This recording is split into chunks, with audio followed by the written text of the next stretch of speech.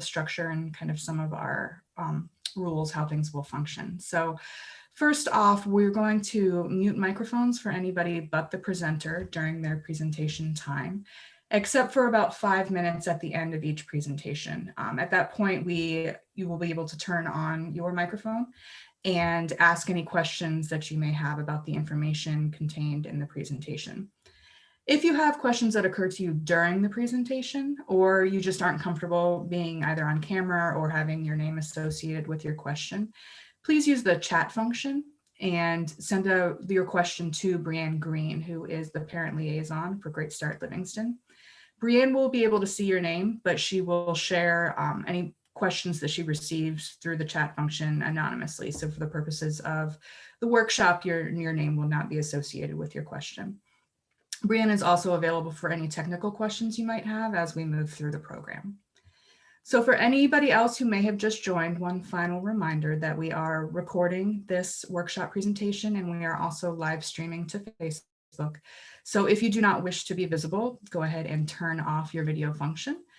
And other than that, we'll go ahead and get started this morning. So a little bit of background on the event that we are holding today. For the previous 5 years, the CAP Council has partnered with Great Start Livingston to bring an annual baby fair event to Livingston County community. The intention of this event was to provide new and expectant parents with information, support, and really a celebration of a very exciting time in their life. This year, of course, the COVID-19 pandemic has changed pretty much everything in our lives. So we spent a lot of time, Brianne, myself, and Shannon Brown, who's a parent representative with Great Start, held many discussions over the past several months about how we can bring this information and bring this event to you in a safe manner and in a virtual manner. So through these discussions, we landed on the idea, the concept of really how much courage is required when someone becomes a parent, especially now during the COVID pandemic. But outside of that, just going through the birth process or going through the process of becoming a parent, however you do so, involves a lot of uncertainty. It can involve facing the unknown, and there can be disappointment, overwhelming feelings, even a traumatic experience. So we really wanted to recognize that. We wanted to recognize that often these experiences and the feelings that they create are overlooked or dismissed. So we decided to focus on this for our presentation today. We are very excited about the workshops that you're going to be seeing today, and that we hope that you're going to leave feeling supported, empowered, and educated about what your experience may have been in the past, as well as your future decisions as new parents. So our format today is going to be relatively simple. There are 3 sections. First is from birth plan to birth story. The second is safety in the time of COVID. And then the third will be a review of the community resources for young families. Each section will consist of a very short introduction, the main presentation, and then a question and answer time. We very highly encourage you to send any questions to Brianne or to ask them yourself during the question and answer period. This experience will be richer and more empowering for both those who are here today and for those who will watch the recording in the future if there is active participation in each of the sections. There will also be some materials, some documents that are presented today that you will be able to access after the event. This includes the birth story journal prompts and the community resources guide itself. Anybody who registered for the event, we are happy to email those documents directly to you, or they will also be available on the Great Start Livingston website, greatstartlivingston.org, where the recording of this event will be housed. If you did not submit your email but would like to receive those documents directly through email, you can go ahead and send that information to Brianne and we will make sure that you get it. So let's go ahead and get started today. Our first workshop is From Birth Plan to Birth Story, Resilience When Things Don't Go to Plan. I am very happy to introduce Monica Lamming, the presenter for this section. Monica is an infant mental health specialist and a therapist whose clinical focus includes both maternal mental health and early childhood mental health. She is the director of Early Connections Institute in Brighton which provides therapeutic services for women throughout pregnancy and during the postpartum period, for families, and also offers play therapy for young children. So welcome, Monica.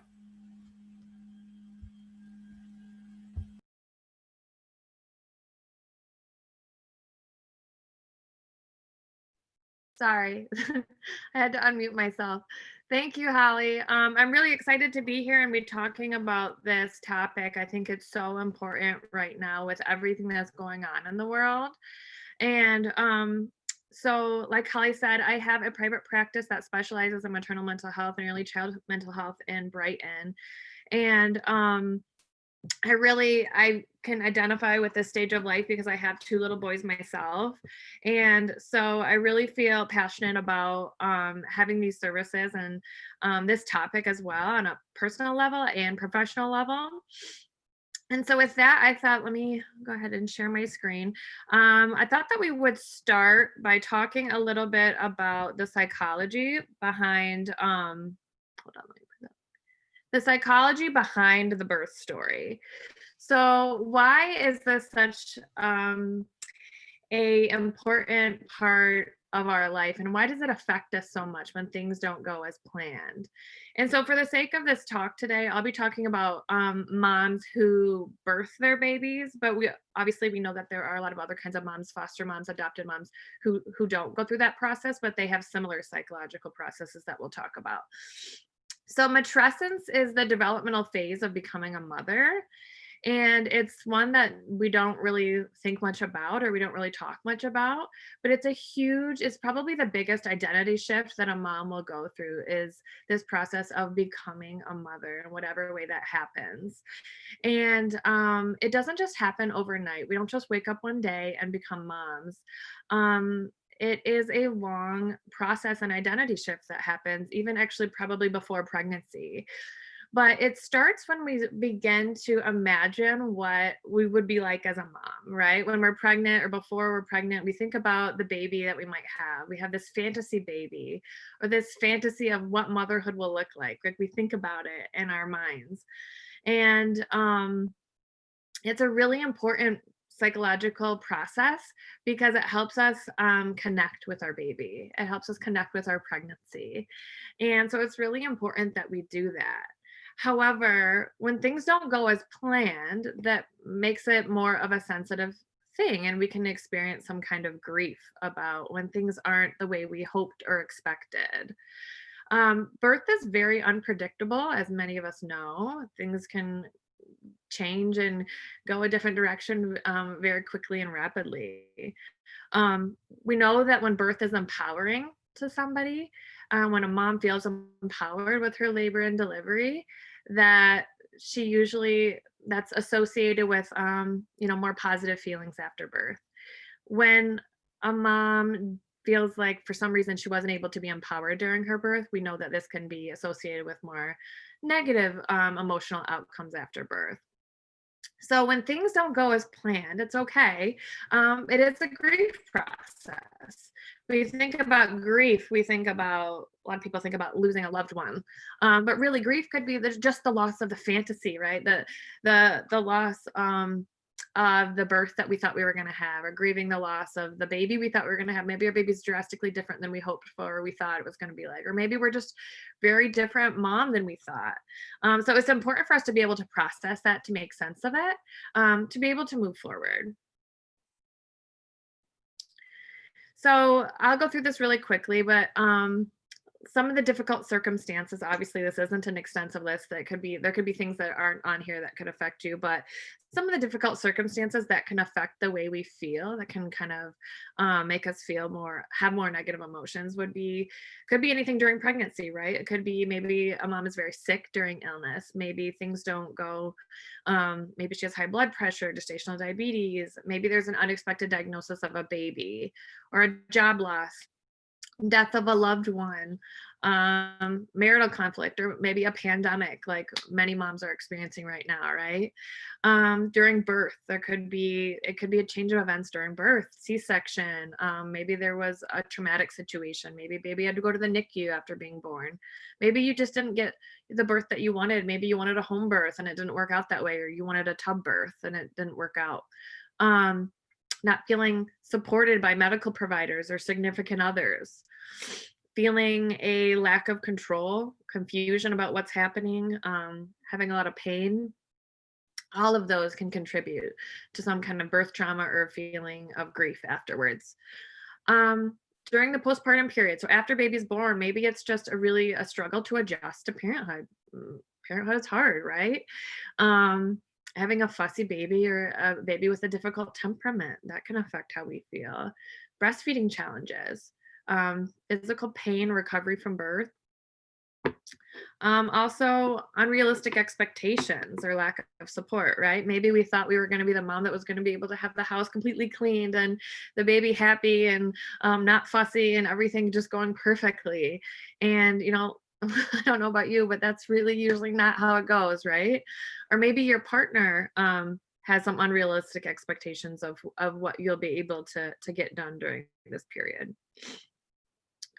A pandemic, right? I feel like the pandemic has been traumatic for all of us in different ways. I see this with a lot of the families that I work with, that it might be different, but so many of us are just struggling with how to adjust and cope with these difficult circumstances right now. Grieving our old life, right? Grieving that normalcy of how things used to be. That's okay. I think all of us are feeling that in some way. Um, the pandemic has really made things harder for us to have that social support, which we know is so important. Anybody who's having any kind of mental health struggle, social support is really important. But what we know is that, especially with young moms and new moms, that social support is incredibly important. To know that you're not alone in this is really, really vital. So not having that right now is really tough on new families. Um, so when there's an increase in feeling of isolation, which I think many people are feeling, we know that that increases postpartum depression, postpartum anxiety, any kind of mood disorder. Again, trauma makes us feel like we don't have control. And I think a lot of people are feeling like in the world right now that they don't have a lot of control over things that are going on. Parental burnout, that's a big one, right? We're not getting the breaks that we once were able to have as moms. We don't get that as much, right? Maybe you have a kiddo who's doing virtual school right now, and you kind of feel like you're their secretary, and maybe you have a new baby as well. I mean, there's lots of juggling of many roles, lack of boundaries, right? If you're working from home, um, not being able to have that commute to work like you used to have, things like that. Lots of increased rates of depression and anxiety right now with this pandemic. More hypervigilance around symptoms of illness, right? So maybe you used to not bat an eye when your kiddo would cough or start to have a runny nose, but now that's a bigger deal, right? Does my kiddo have COVID? What's going to happen? Can they go to school? Can they go to daycare? And childcare is more scarce right now, and there's a lot more complications that go along with sending your kid to childcare right now. So all of these impact how we're feeling, right? Let alone if you have a new baby or if you're pregnant. And then there's a pandemic going on top of that. It just contributes and compounds with the emotions of the normal adjustment to parenthood emotions that many families have. So what can we do about it? How can we cope with this difficult time and when things maybe don't go the way that we had hoped? The first thing that I always suggest is that we have to go to some place of acceptance, right? The more that we fight this and the more that we get upset about how things should be or what's wrong in the world or what's wrong with what happened, we don't move forward, and it actually causes us more suffering. The first has to be an acceptance, and acceptance doesn't mean that we are okay with what's happening or what happened. It just means we're accepting that that happened, that that is the reality. Um, all feelings are okay.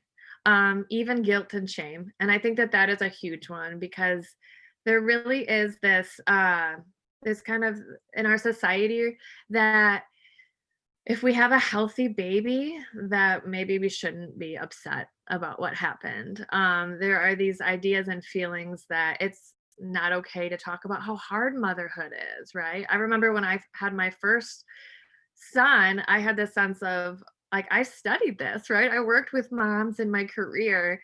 And when I had my first, I felt like it was so much harder than I even thought. And I knew it was going to be hard. Um, but a lot of moms don't talk about it, right? And we feel like we need to maybe have this like to convey that things are perfect at home and things are going great, as if it means if it's hard that there's something wrong with us, right? That maybe we don't love our kid, or maybe we're not a good mom if we say and admit that it's hard.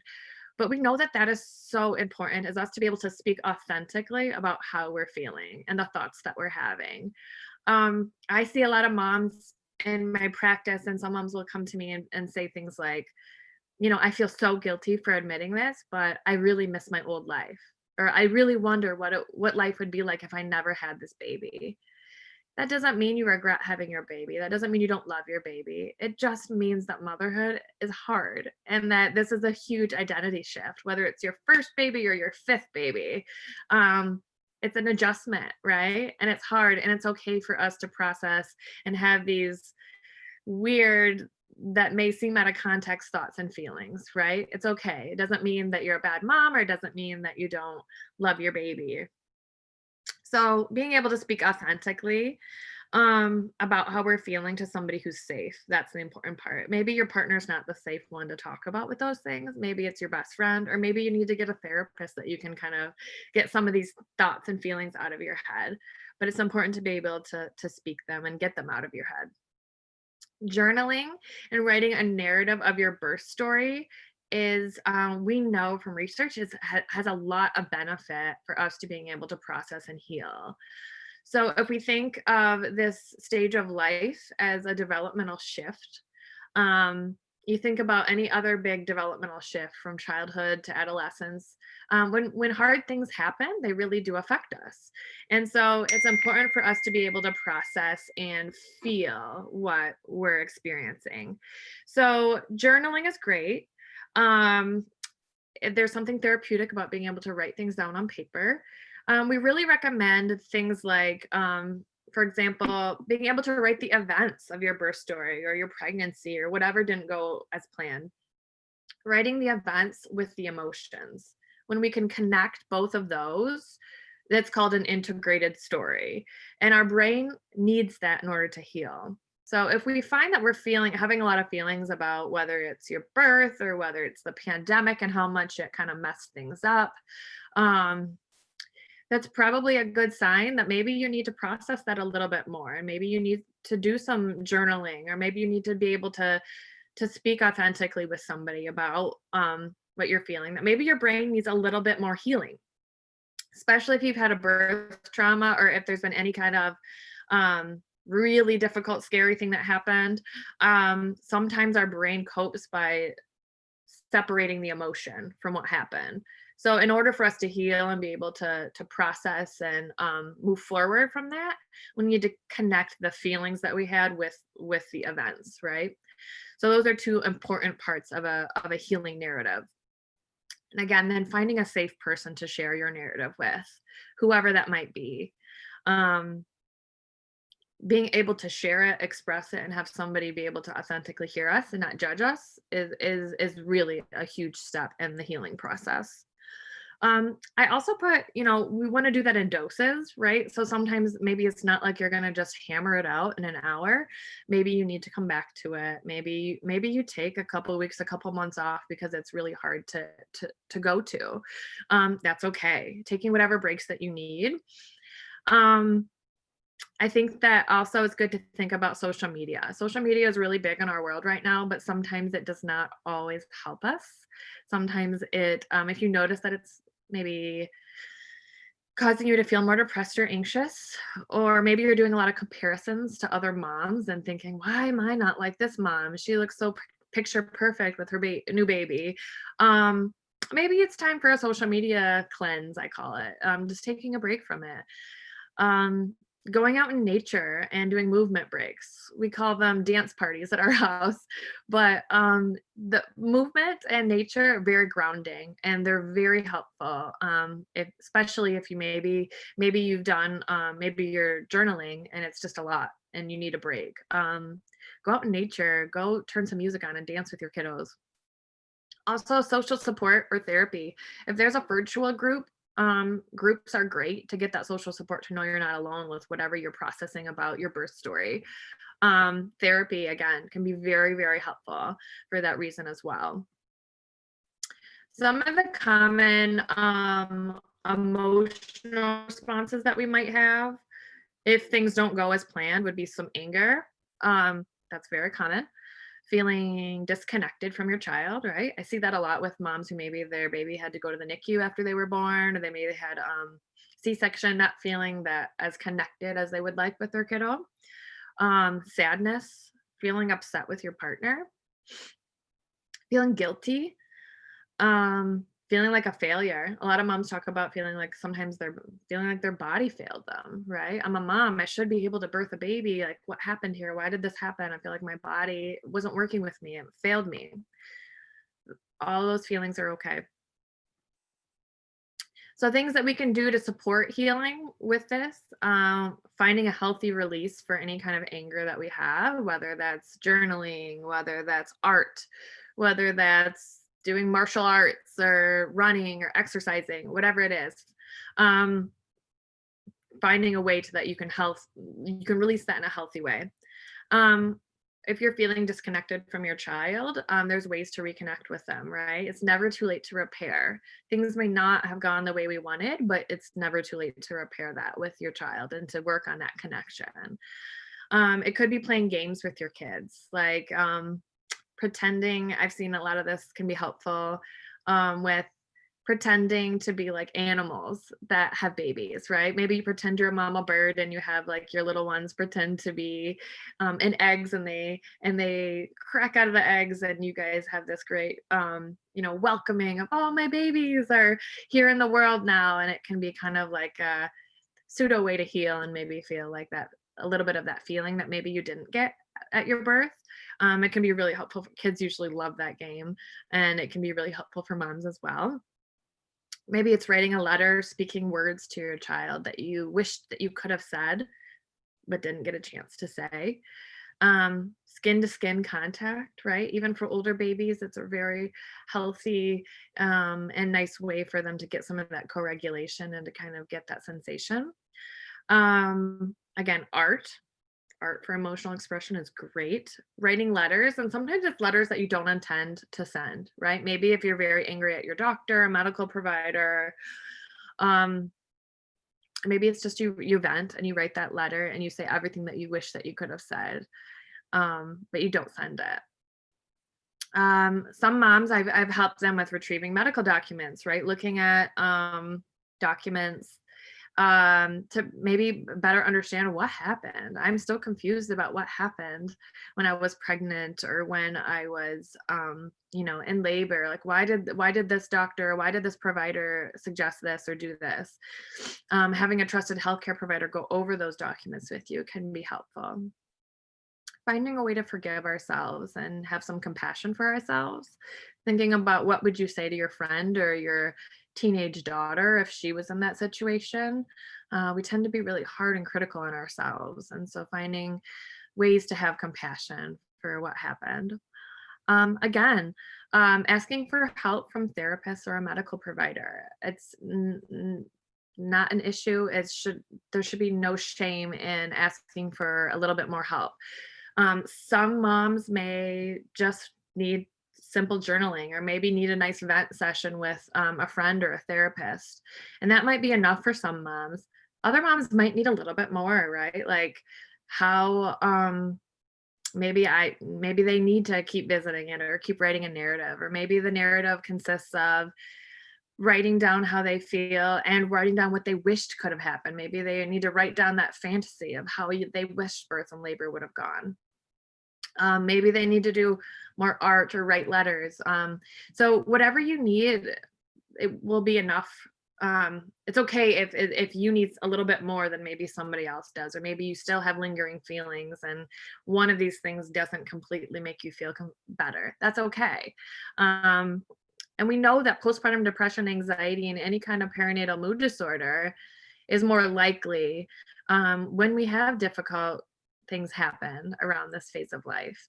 And so it's okay to reach out for help and to know that that does not mean you're going to have, a lifelong, need to be in therapy or to, be on an antidepressant medication or an anti-anxiety medication. It just means it's a difficult phase right now and we're adjusting. So whatever you need is okay. And there's no shame in asking for more help or more resources if you need it. So since the baby fair is usually done in person, and I know that there's usually a lot of giveaways, we decided that this time we were gonna do a virtual way of doing this. So the keepsake that we have here are these journal prompts that we wrote that can help encourage people to kind of just express how they're feeling or how either the pandemic or a difficult birth or labor, whatever it was, how that has impacted them. So here are a couple of them, and my understanding is that all participants are going to be emailed these, and so you can have these and use these as you'd like. So this first one says, reflection and realizations. Is there a part of your birth story that plays in your head or is on your mind more often? It's a great one to just kind of free write what maybe lingers in your mind and what maybe what you're thinking about related to your birth story. The next one says, how would you describe your pregnancy? How did events in pregnancy contribute to the beginning of your birth story? So, how did it? How did that affect you? How did that affect your kiddo? How did that affect how you feel about your pregnancy? How you feel about your story? How you feel about your child? Sometimes those things can impact, if you had a difficult pregnancy, it can impact things even after kiddo is here. So, thinking about that. My partner, this is the big one. How does my birth story impact my feelings toward my partner? Are there unresolved feelings toward them? How did my partner cope with events during this time? That can be a good one to talk about with your partner. Sometimes partners have very different ways of coping than you, and that's okay. And sometimes it's good to just talk about what was their perception of what happened. It could be drastically different than yours. And sometimes being able to combine those can be really helpful and can help you see your birth maybe in a different way, might reframe it for yourself. Change. If you could change anything about your pregnancy, labor or birth story, what would you change and why? And then this other one, what was life like before baby? So what was life like when the baby arrived? How has your birth story impacted how you feel about or towards your baby? Again, knowing all feelings are okay. So those are the journal prompts, just some of them. There are more, but those were just a couple of them. Other questions and resources. This is my email address. Feel free to email me. You can also visit our website if you want to learn a little bit more about other specialized resources for moms. Postpartum Support International has a great website that has a lot of resources for anybody in the postpartum period. Some of the journal prompts too were based off of a book, How to Heal a Bad Birth. That is there's a lot of other books, but books could be also a great resource to help somebody cope and kind of find ways to think about this stage of life a little bit differently. Birthtalk.org, I believe that they might have some virtual like support groups and things like that. So these are all great resources for anybody who may have questions. With that, I will hand it over and see what kind of questions do you guys have? Okay. Do you want me to just read these from the chat? Yeah? Okay. So questions from the audience. How do I identify who a safe person to talk to is? That's a great one. Safe person to talk to would be somebody who doesn't judge you, right? Somebody who is going to be able to have empathy for you. I think that's a huge one. If you find that you're talking to somebody and they're trying to say, oh, well, at least you have a healthy baby, or you shouldn't feel that way. Obviously, that probably isn't a safe person to talk to, right? So it could be anybody that you just feel safe being completely open about how you're feeling. And like I said, if maybe you don't have anybody in your life like that, that's okay too. And maybe that's a good sign that maybe I need to reach out to a therapist or to a healthcare provider to really talk about this. Part of it is just really being able to talk about it and get empathy from somebody. Would you recommend these same coping mechanisms with PTSD? PTSD is usually after some kind of really, it doesn't have to be really intense trauma, but any kind of trauma. It's how you perceived your birth. So maybe there wasn't a life-threatening emergency, but you felt like there was. It could trigger some kind of PTSD responses in fear and flashbacks and avoidance. So PTSD, I would suggest probably getting some help from a therapist to be able to kind of coach you through those kinds of things. You want to really dose down and be able to use a lot more physical a lot of like breathing techniques, a lot of things to relax the body and the mind. So that would probably be a situation where maybe you would want to get some extra help from a healthcare provider. But anybody who's experiencing any kind of avoidance or flashbacks, things like that, the key there would be to do a lot of like breathing exercises, progressive muscle relaxation, things to help calm the body, to then also help calm the mind. How do I know if what I'm feeling is normal or something to be concerned about?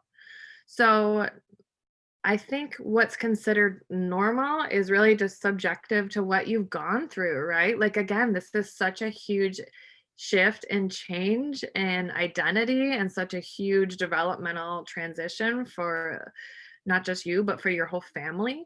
So I think I really say all feelings are okay.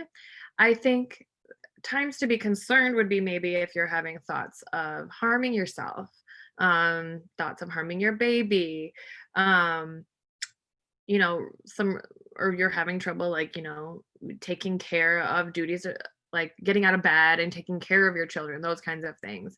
If we're feeling like we're really getting to that point where life is just, where depression or anxiety sometimes are debilitating and we're unable to kind of get through our day, then yeah, I think that that's a good point to reach out and ask for a little bit more support. And again, no shame in that. We have a lot of good treatments and things that can help. I think one of the biggest things is letting moms know that you will feel better no matter what happens. Like, you won't always feel this way, right? There's a lot of hormonal changes, there's a lot of stress, there's a lot of lack of sleep. Like, it's this perfect storm. And then you add on a pandemic for any families going through this right now. It's so much stress. It's almost feels so overwhelming to deal with right now that it's okay to reach out for help, and it's okay, and you won't always feel this way. But this is hard right now. This is hard. Is it helpful to do these things even if I had my baby many years ago? Shouldn't I be over it by now? So, no, that's so not true. So, anytime is okay. I actually see a lot of moms that will come in and process more when they have toddlers. The first year or two is so hard. You're kind of in survival mode, right?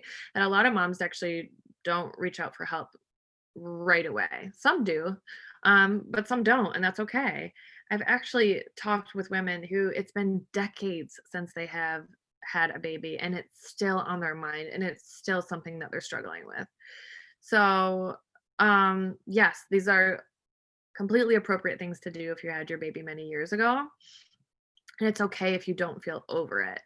I think you just go with how you're feeling. If something is on your mind and it's not going away, it's usually a sign that your brain and your heart need a little bit more support to be able to process, make sense of it, and move forward. And that's completely okay. And you deserve that. You deserve that no matter how long ago it has been. Any other questions?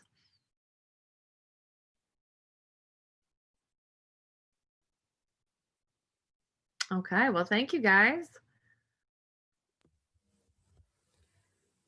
Thank you so much, Monica. That was fantastic. And I really appreciate the time you put into this presentation and just really the affirmation that you give to new moms about and new parents in general, how difficult this is and how important it is to just recognize that it's okay to ask for help no matter what your circumstances are. So thank you very much. Yeah, thank you. Yeah, if Thank anybody you. has, oh, Oh, I just said thank you. That's all. okay. If anybody has any further questions for Monica about this presentation that comes up for the end of the presentation, go ahead and send them to Brianne and we will make sure that those get to Monica. And we're hoping to have a bit of time, a few minutes at the end where we can ask kind of any lingering questions and bring that information to you. So at this point, we're going to begin our second workshop, which is Safety in the Time of COVID, which is information on pregnancy and infant health during the pandemic. Our presenter on this topic is going to be Julie Young. Julie is a public health nurse at Livingston County Health Department who works in the WIC and immunization programs. She is also involved in COVID case and contact investigation. So let's go ahead and welcome Julie and learn a little bit more about how to stay safe during COVID.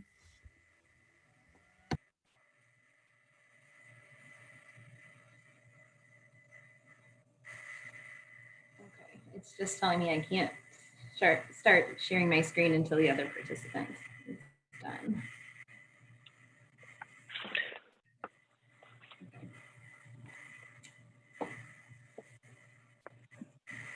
Okay, so hello everybody. I'm excited to be here today and go over some very important topics and very timely ones with safety in the time of COVID-19. Today, I will be going over how you can protect yourself and your family from COVID-19. We'll also be talking about proper use of face masks and COVID-19 safety as it relates to pregnancy, breastfeeding, infants, well-child visits, and childcare. And I realize that there's a lot of questions about these topics, especially for new and expecting parents.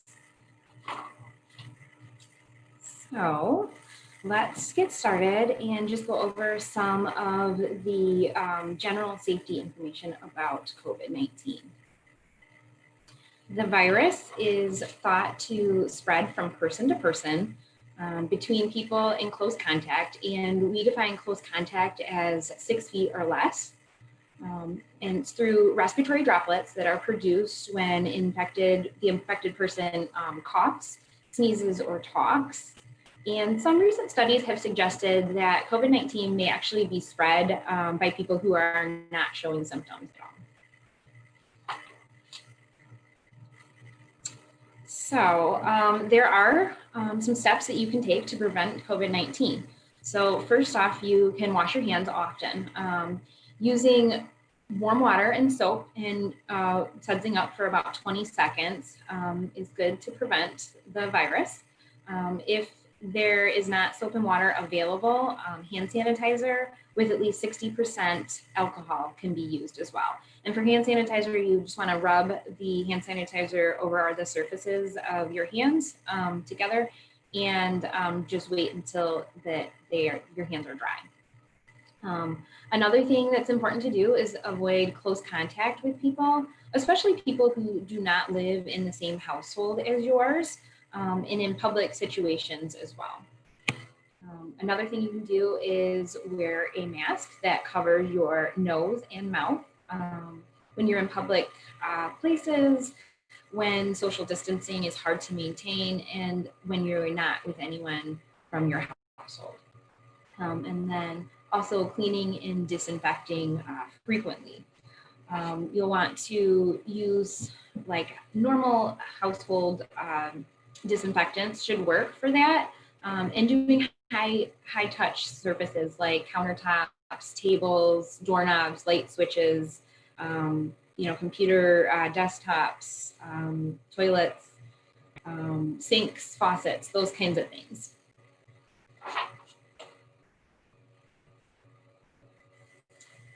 Other helpful safety tips would be to not skip healthcare appointments, especially during and after pregnancy and if you have any chronic medical conditions like obesity, COPD, those kinds of things. Another one that's good to do is also to stay up to date on recommended vaccines. The flu is another respiratory virus that spread person to person, and it has similar symptoms as COVID-19.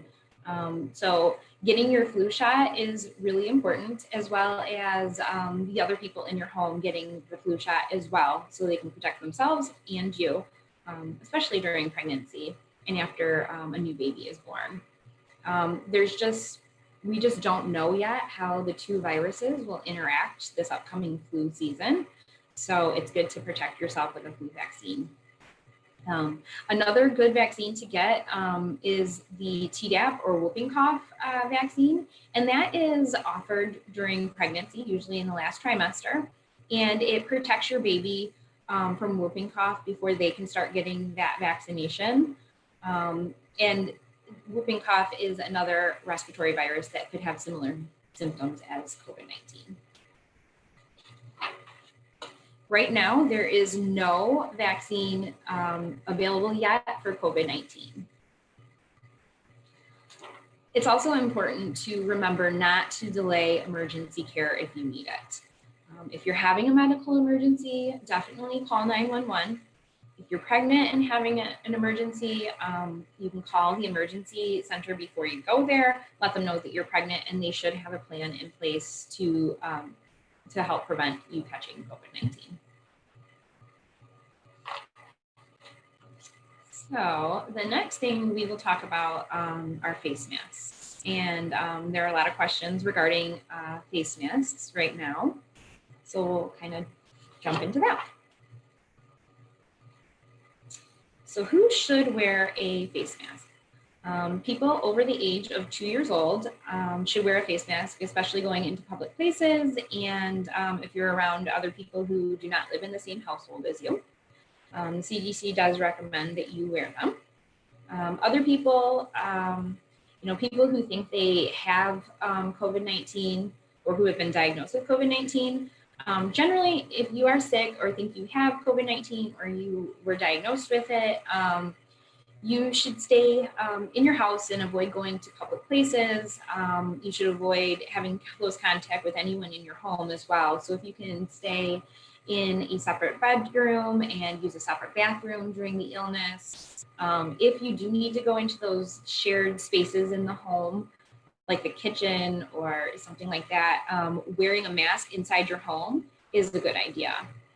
And then caregivers who are caring for people who have COVID-19, like in non-healthcare places, they should wear a mask.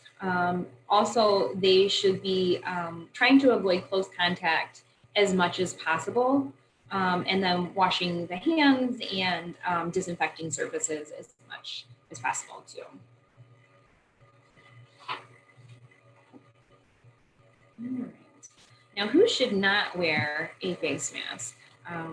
Children under the age of 2 should not wear a mask. Anyone who has trouble breathing or anyone who is unconscious or incapacitated and does not have the ability to adjust or remove a mask, they should not wear one because these individuals are more at risk for suffocation with the mask. All right. So this graphic just shows how to select a mask. And it's important to find a mask that has 2 or more layers that are washable and breathable too. You'll want to completely cover your nose and your mouth and make sure that your mask fits snugly against the sides of your face and you don't have any gaps in there. Things that you want to avoid doing is a mask that has a fabric that's not very breathable, like a vinyl mask.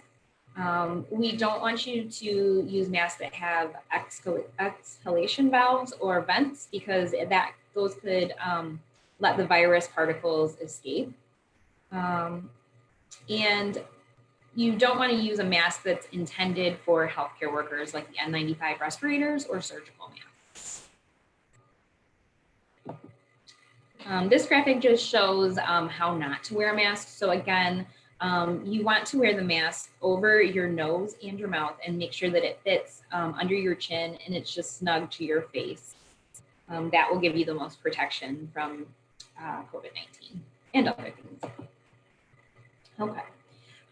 Some special considerations, just have some caution about gaiters and face shields just because the effectiveness really isn't known at this time. And then people wearing glasses, that can be a little tricky with a face mask. So if, like I said, if you can find a mask that fits snugly on your face and ones that have the wire nose piece can really help with limiting the amount of fogging that you get with wearing a mask with glasses. And then children, if you can find a mask that is designed for a child to wear, that is the best. If you can't find a mask that's made for a child, just finding one again that is fitting good for their face, so it's snug against their face and it covers their nose and their mouth and fits under the chin. And just remember, children under 2 should not wear a mask. Okay, and then cleaning your mask. You'll want to wash your mask regularly. You can just put it in with your regular laundry. It is important to use the warmest water setting for the fabric that your mask is made out of.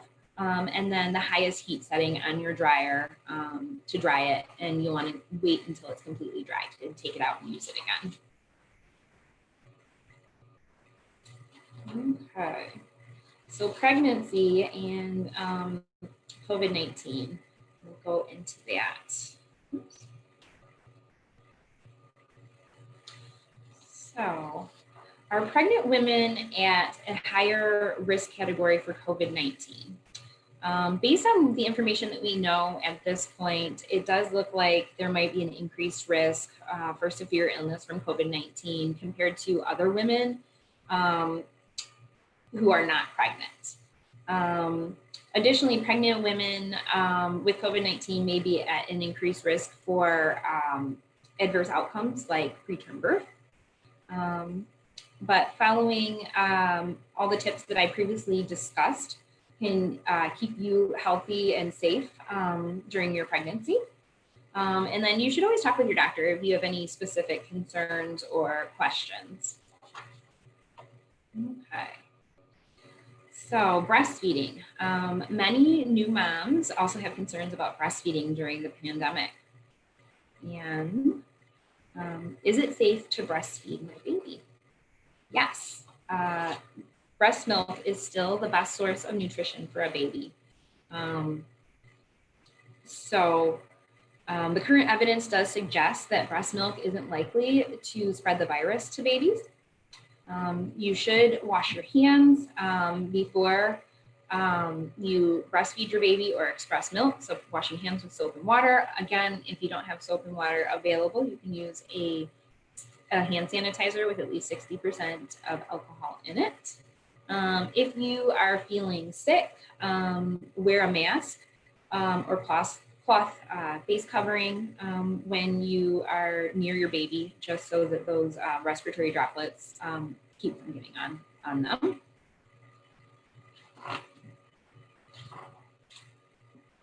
Okay, so what about infants in COVID-19? Currently, there is an increased risk for children with certain underlying medical conditions and infants under the age of 1 that they may be at risk for severe illness from COVID-19. Preterm birth, which is defined as less than 37 completed weeks of gestation, and other health problems with pregnancy have been reported among women who tested positive for COVID-19 during pregnancy. It's really unknown if these problems were related to COVID-19. Most newborns who tested positive for COVID-19 had mild or no symptoms, but there were some that were had severe illness. It's unknown if the newborns that were that tested positive for COVID-19, if they got the virus before, during, or after the birth when they had close contact with the infected person. But you can protect your baby by following all of the tips that I previously mentioned before this, and staying up to date on vaccinations and also well child visits as well. All right, so well child visits during the COVID-19 pandemic. So another concern that we've seen with parents is about going into the doctor and making sure, that it's safe to go in. People, have been delaying medical care and well visits during the pandemic out of fear of catching COVID-19. But it is really important to continue, going and seeing the doctor. So is it safe to visit a doctor while we are in this pandemic? And the answer is yes.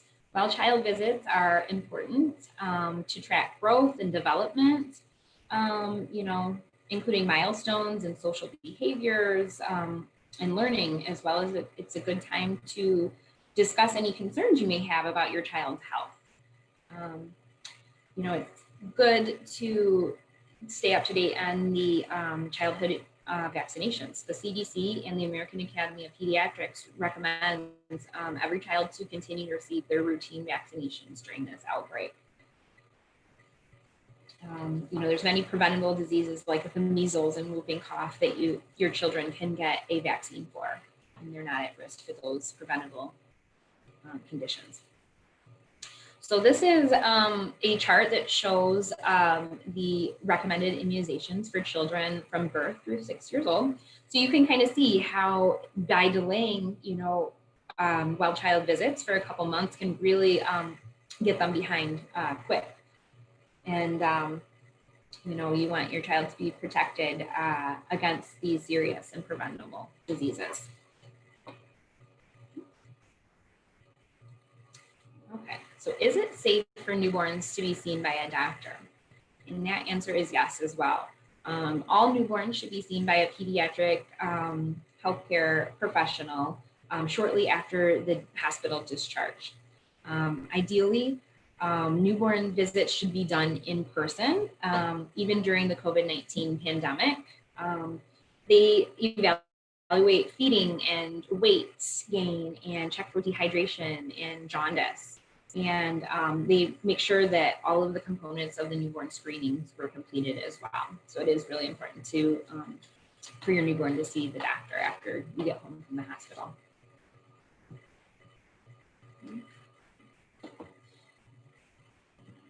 All right, so doctors' offices are taking steps in a variety of ways to help prevent spread, in the office. So you'll see things like scheduling sick visits and well child visits at different times of the day. You may be asked to wait, outside or in your car before coming in, and that's to reduce the crowding in the waiting rooms.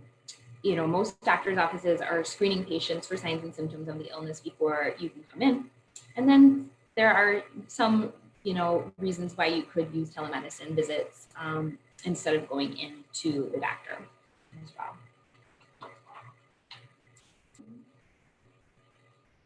So the last topic I would like to cover today is childcare during the COVID-19 pandemic. And, this is a big one for new parents. Is it safe to go to a childcare center? I mean, people need to get back to work. And so it's a very big topic right now.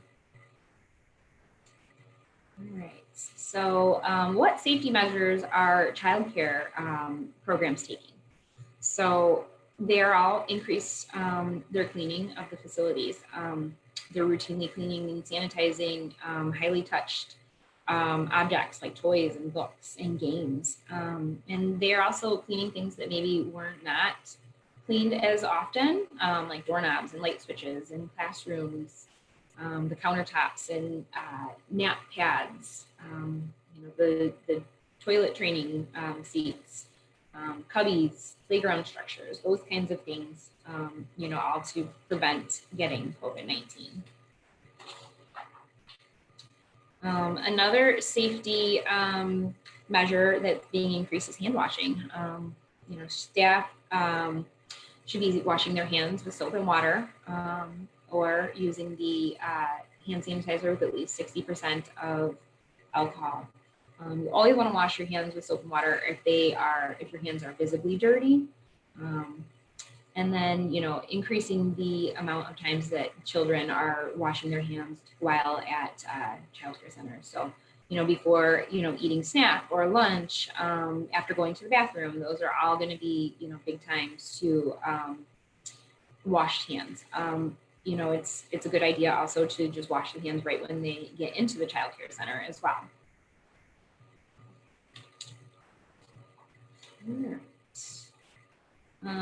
So they should also have plans to contain illness. So, if people do become sick while they're there, to move, the sick people away from children or staff that are not sick before the parents can get there to pick them up. It's definitely important to keep sick children at home, and just having that dialogue with the parents to monitor their children and, see if they're having any symptoms or anything like that. Same thing with the staff members, requiring sick staff members to stay home until they have met the criteria to come back to work and discontinue home isolation.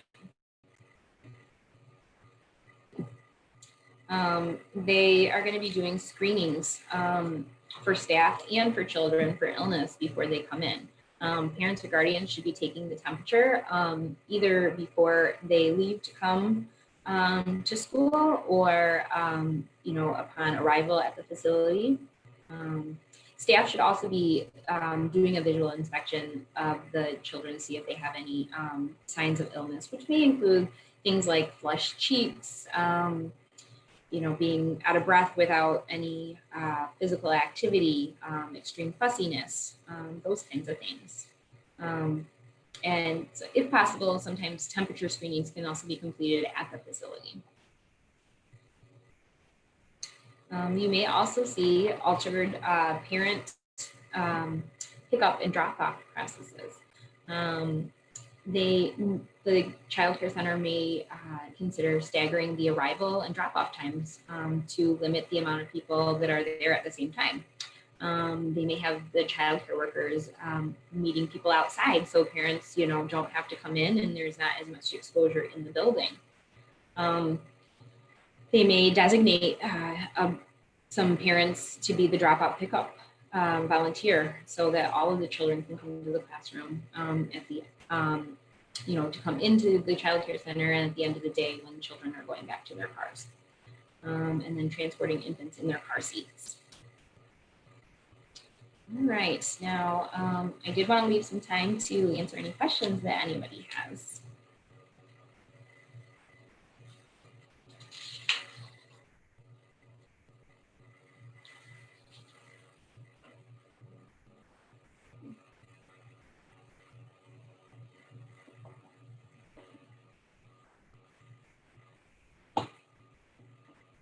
Really, I don't see the chat box. Were there any questions? I have one. Sure. So I have. Sorry, I think I was muted. That's okay. I have a 2-year-old and my little one just turned 2 months old. I'm like really nervous about COVID, but they're regressing in their milestones. So we have a little group that we get together with, but like I don't know if I should, like what my plan of action should be. Sure. I mean, I would definitely start with, starting with going to your doctor and seeing, sometimes regression, depending on what it is, can be normal, but it's definitely a good idea to go and speak with your doctor to see if there's anything else, that there should be an evaluation, to be seen if anything needs to be taken care of. Okay. Did that answer your question? Yeah, for the most part. one is regressing in problem solving. So I've talked to, I've done the ASQ and talked to them about that. And we're working on those steps. And the other one is just with the, my infant. He's having problems with communication already and his fine motor. Okay. So we're working on that. I just didn't know if it was anything to do with just sitting home. You know, I think your infant's about two months old. That one I'm not so much worried about. It's more the 2-year-old. The 2-year-old, yeah. I would definitely check with your doctor and see what they say. You know, there are programs like early on for milestones that you can check with too. Like if they're meeting those, they do an evaluation and see if there's anything that needs to be worked on. So that could be another good resource for you as well. Okay. I'll definitely give them a call. Thank you, Tiffany. Julie, can you hear me? I can. Okay, I have some more questions for you. What should I ask my childcare provider about contact tracing? Is there something like, specific that they should be looking for? Like if they're looking for a place or they have a place right now? For contact tracing, like as in regards to like COVID-19, someone positive? Yeah, I think the question is like, is there something that like, hey, should I make sure that they're doing if they're not doing it, if I understand the question correctly? Does that make sense? So with contact tracing, what happens is when at the health department, when we get a positive case, we call them and we ask them who they have been had close contact with, starting a couple days before they became symptomatic. And we get a list of like the name and the phone number of the people that they have had close contacts with during their infectious period.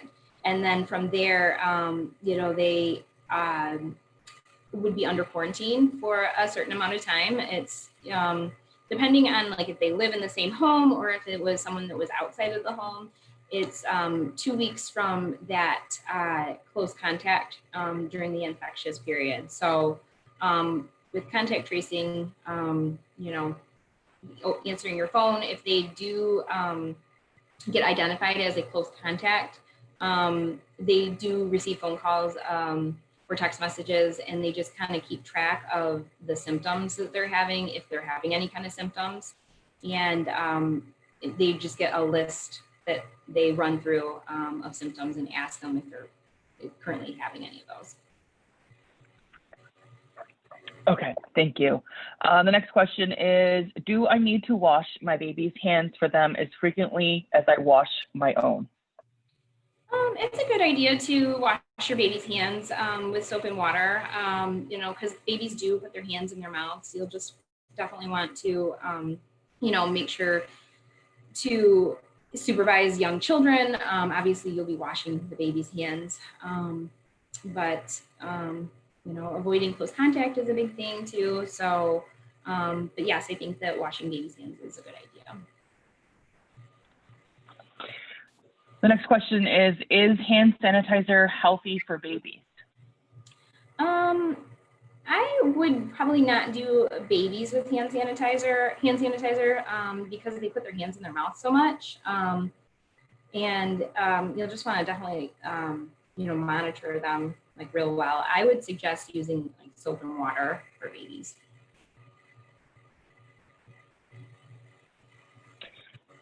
Okay, let's see here.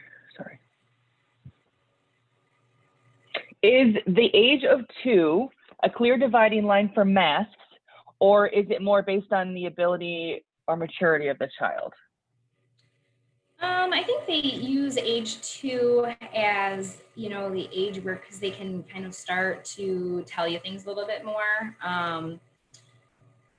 The CDC definitely does recommend that anyone under the age of 2 should not be wearing a mask, just because they may not be able to tell you if they're not breathing well or adjust it to take it off.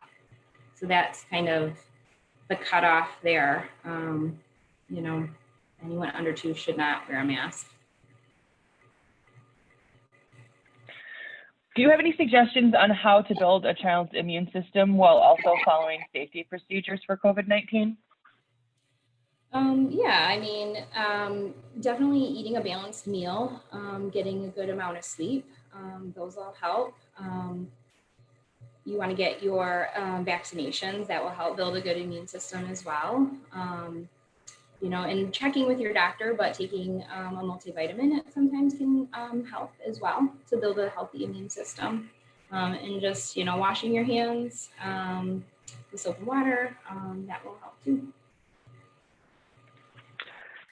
Thank you. Okay, next question. Why shouldn't I wear an N95? Is it just to make sure the healthcare providers don't get them instead, or is there another reason?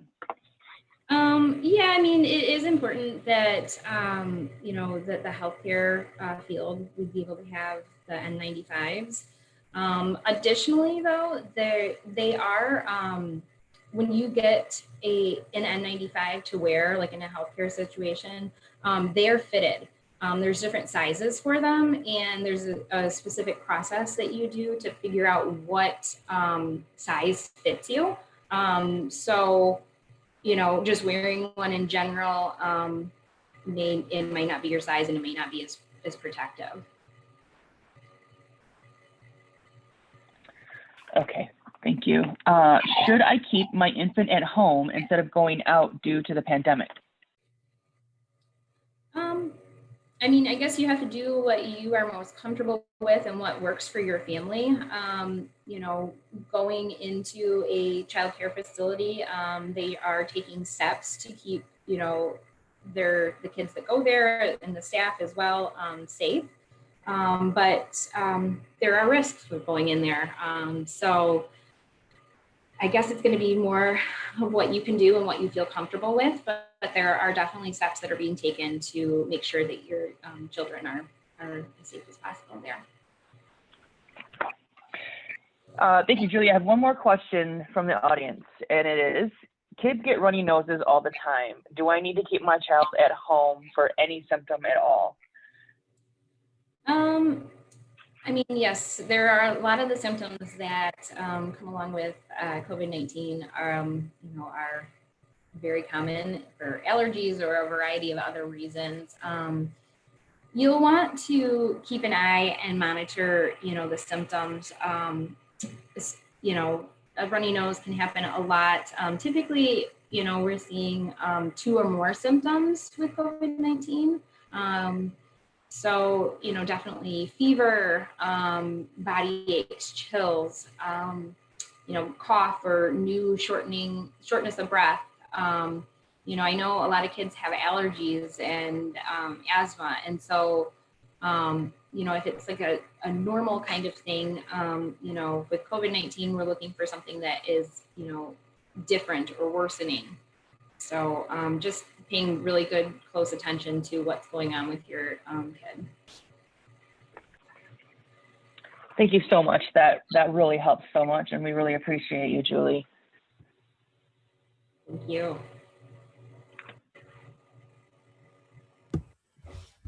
Yes, thank you, Julie, very much for that information and for answering all of those questions. I know that there are just lots of questions out in the community about this time, and hopefully this will help parents feel more confident in making decisions about what is best for their family.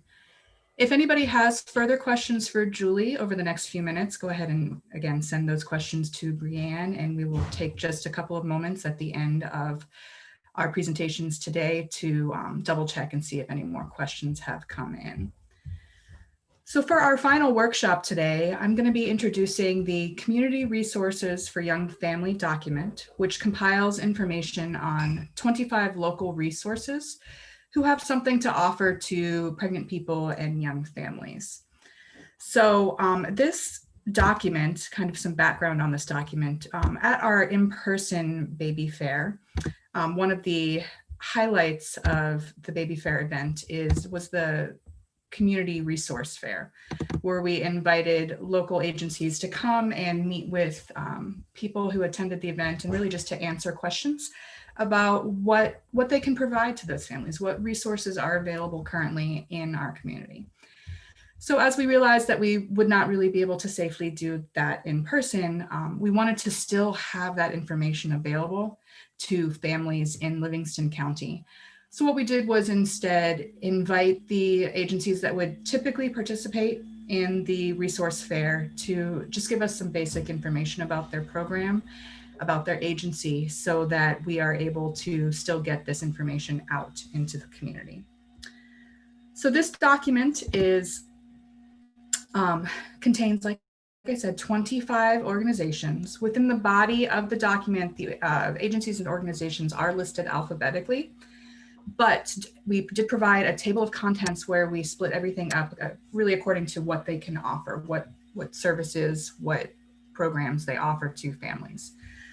So those categories include the medical, dental, mental health, and early intervention providers. So everything from pediatricians, dental services, physical therapy and early intervention programs, as well as mental health supports.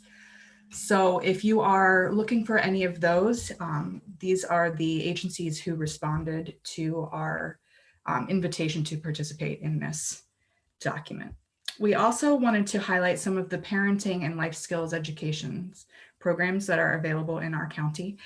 This can include anything from, for example, the CAP Council has an online infant safety class. So that's going to cover things like safe sleep, coping with crying, and car seat safety. But it also includes other organizations that teach classes more focused on parenting. How do you handle tantrums, or how do you build social emotional development in your child? So the programs included here in the parenting and life skills education will kind of run the spectrum of those practical infant safety type of educational programs all the way up to supporting you as you develop as a parent and as you encounter kind of new challenges while your child grows. We also wanted to include just some parent and child activities. What are some opportunities in the community for you to have fun with your kid or with your children? Our local libraries are really fantastic resources for literacy supports and also just for having fun. They include programs with babies, toddlers, preschoolers, and I believe most, if not all of them, are providing some virtual programming. So you are able to take advantage of those fun things to build that connection with your child, even if you are not comfortable being there personally. Other family and early childhood supports is kind of the catch-all category. Childcare Network will be able to provide you with information on local childcare providers. La Casa is an agency that serves not just families and parents, but their services do provide important supports to parents and families who are experiencing or have experienced child abuse, domestic violence, or sexual assault. So if that applies to you, then that was a very valuable resource for you. Livingston County Birth Circle, who is a group who are really focused on the birth experience for pregnant people and new parents. And Key Development Center has programs that support mothers who are dealing with issues connected to substance use disorders. And then concrete support. So really what we mean by this these are organizations and agencies that can provide you with kind of the practical support you might need, the things that a baby or a young family might need: diapers, wipes, formula, or food assistance. The programs that are included here in this section are actually all listed elsewhere. I believe that all of them combine an educational aspect to their programming with the concrete support. So these are fantastic agencies because you're going to receive support, not just in a very practical sense of being able to access diapers and wipes, but there's going to be a lot of very high quality parenting education and support that will go hand in hand with those concrete supports. So I'm not going to go through all of these programs in detail, but just so you know that the format of the resource guide, it will list the name of the agency and the specific program name if relevant. There will be a brief program description to let you know what specifically is offered to expectant and new families at this organization. A contact person and contact information, and then additional information about what they can offer. The target audience or the target clients, if there are any eligibility requirements. So if there are any restrictions on who can access these programs, and any cost for the program. And we did also, due to the virtual nature of so much of what we're doing these days, did ask if the programs offer virtual services. This might change. So as with any information in this document, please contact the program or the agency in question to verify any of the information. But we wanted to, make this, there's so much in Livingston County for families and for expectant parents. We just wanted to make sure that that type of information still gets out to the community, even though we're not able to meet in person at this time. One other important piece of information I want to share with you about this document is that it is intended to be a living document. And by that, I mean that if you know of an organization, an agency, a support group, anything that you think would be of value to parents in our community that is not included in this document, please send it to us. And I will be happy to reach out to that group and invite them to be included.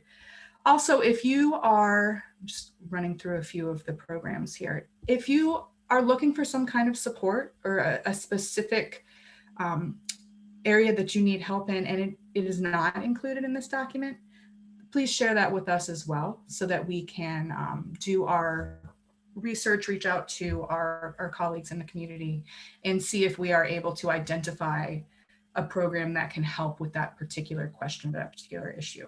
We want this document to be current. We want it to be as all-encompassing as possible. And sometimes the best way for us to do that is really through that direct feedback from parents in the community, and you letting us know what you need and you letting us know what has worked well for you.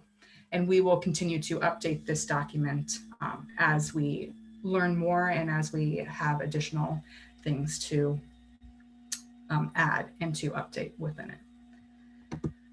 So as we finish up our workshops today, are there any questions that anybody may have either for our other two speakers or about the community resources document?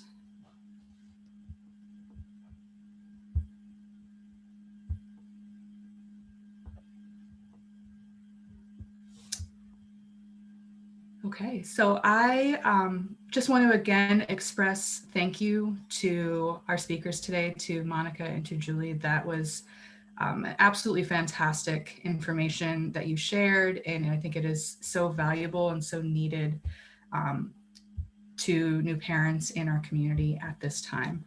We will have this available for review on the Great Start Livingston, greatstartlivingston.org website, hopefully before too long. And we will also have the birth story prompts document and the community resources document available at that location as well. Once those are available, please feel free to share links, to share information about this program with anybody you think that it may be of value to. And thank you all for joining us today. And I hope that you know how much that this community embraces you, welcomes your children, and values what you bring to our community. So have a wonderful day, everybody. And thank you for participating. Thank you so much, everyone.